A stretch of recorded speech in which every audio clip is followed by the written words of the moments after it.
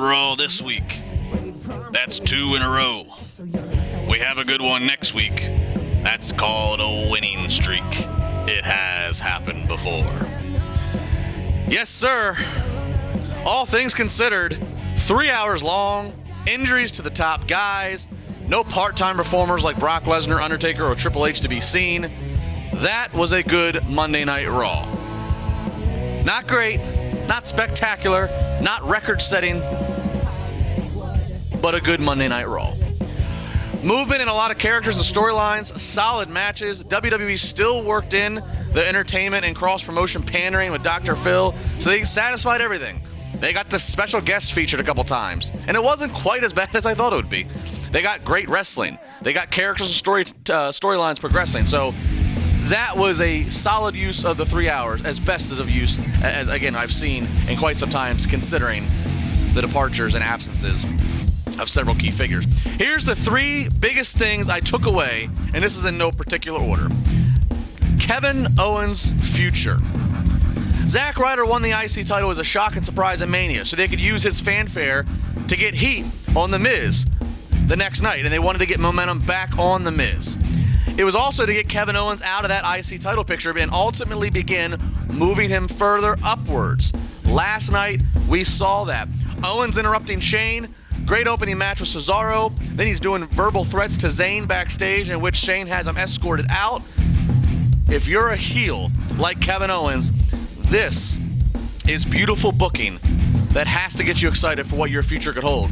I'm not saying it's possible. Well, it is possible. I'm not saying it's going to happen. I'm not even saying it's necessarily the smartest thing. But just do it in your mind. You know, just do it in your mind when you have a few minutes. Just put the hypothetical in your mind.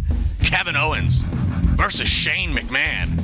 Tell me that doesn't dance to the sweet sensations of hardcore music in your head.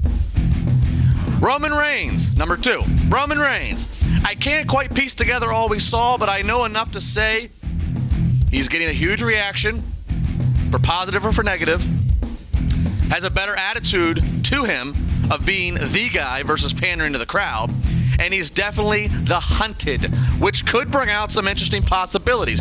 You got Bray Wyatt and his family now on the face side of the fence and appearing to subtly start targeting the world title. Then you have AJ Styles, earned his way to the number 1 contender status, who inevitably is coming for the title, and maybe with his family. Which brings me to topic number 3. Carl Anderson and Luke Gallows. Quick, hard-hitting, out the door. Wang, bang, thank you, ma'am. It offers a surprise that they showed up when they did, but now it provides advertisement without saying anything. Now you're watching and waiting for when they're going to show up again. And let's be honest and real here. There are some people in the crowd that maybe are only in a WWE bubble, or maybe they're younger, whatever the case may be, that are not familiar with the Bullet Club, are not familiar with Luke Gallows from the last time that he was there. And so therefore, that's why you don't need to do a whole bunch of flashes on the Titantron for weeks and weeks and weeks, teasing that the Bullet Club's coming. Let these 2 guys, yes, it was very outsider-esque, come in, raise hell, leave. You start to educate the audience. For those who are already aware of it, they're already excited. It kind of works in favor of everybody. The cynicism and complaints, though, of course, the cynicism and complaints. The C and MF and C's. Cynicism and complaints. From those wanting answers. Now. Slow down. Absorb it. WWE has a lot of hours to fill and weeks until the next pay-per-view. No rush. Think about this, though. If this holds you over, they attacked the Usos. Who are the Usos related to?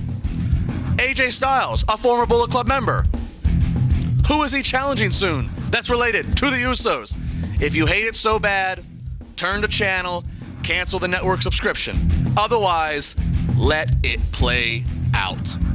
We got a solid hour of wrestling reality here on TribLIVE Radio coming up.